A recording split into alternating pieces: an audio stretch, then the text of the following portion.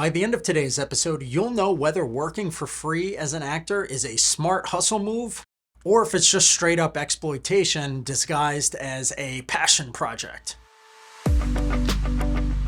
Welcome to the Actor's Career Compass, where we help aspiring screen actors find high-quality auditions, sign with great agents, and book major roles in legit productions.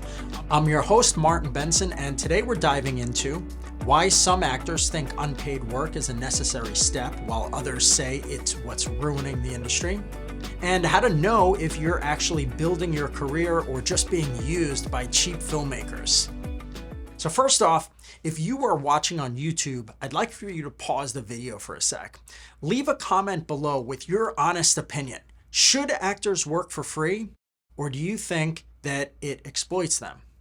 Feel free to comment on other people's posts who you disagree with.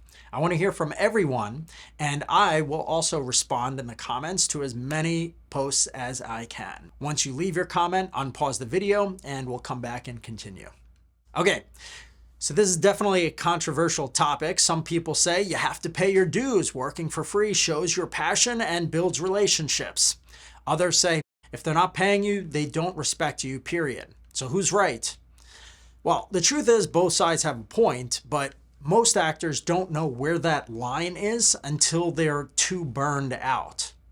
And then they stop submitting for things entirely and start to feel even worse because they're no longer acting in much of anything at all.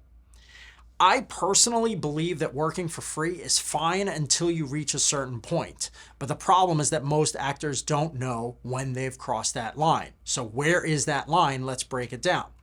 Well, when free work makes sense, passion projects, right? If you believe in the story, you feel like the team seems legit, you're going to get some footage that you're proud of, it can definitely be a good choice, even if there's no paycheck. Of course, the truth is you might never get your footage back. But it can be a good experience and lead to the second benefit, which is strong networking. So if you're working with someone who's clearly on the rise, like a director who's got actual credits, or they seem to be building momentum or have won some festivals, or other great people on set. It's like investing in the right startup, right? You don't necessarily know that it's going to be successful, but there's a chance. And even if not, you should keep in touch with the people long term, and that essentially requires having a good networking strategy in place. So if you never do networking or follow up, then obviously don't join a project for that purpose because you're just never going to use it to its advantage. So when is free work just exploitation?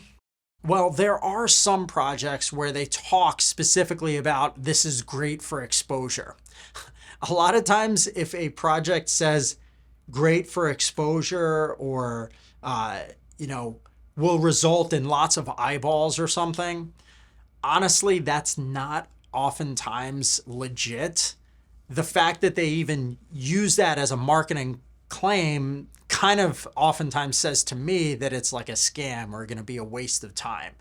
So if there's like no crew, no plan, just a dream and a TikTok account, in those cases is not very good. So I recommend that you check out whether they're part of a legitimate film school, or if the director has completed any other projects, like you could Google the production company or the director's name and see what you can find, right? So if they're building their portfolio and it's using you for unpaid labor, it's not necessarily going to be worth it. Even if they make a good pitch like, hey, this doesn't pay, but it's going to be pushed out in front of like zillions of people. Well, then you have to ask yourself, why are they not paying? Like if they have such a big exposure network, why can't they afford to at least pay basic wages for it, right? So most of the time when they mention the exposure that you're going to get, it's not real, and I would be very skeptical.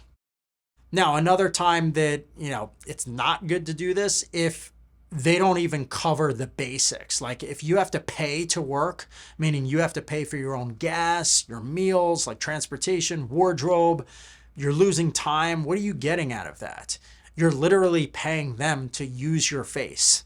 They should at minimum reimburse you for those basic things. Like they should be providing you food on set, right?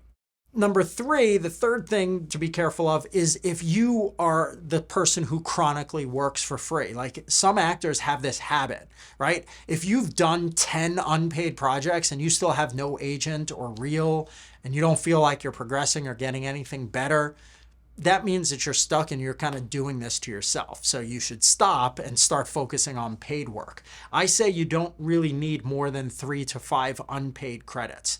For getting an agent, you should focus on 2 or 3 unpaid credits and then 2 or 3 paid credits at minimum, and then just focus on paid credits at that point. Now, should actors ever work for free? Well, again, if you haven't yet, drop your thoughts in the comments below the video. Are you on team do what you got to do, or team never work for free, know what you're worth? I'm definitely excited to hear your take. Thanks for listening. Now, if you're interested in working with me one-on-one, you can learn more about how that works on my website, martinbenson.com. That's MartinBensen. I'd love to speak with you, and we'll see if you'd be a good fit for the coaching program. Thanks so much, and I'll see you soon.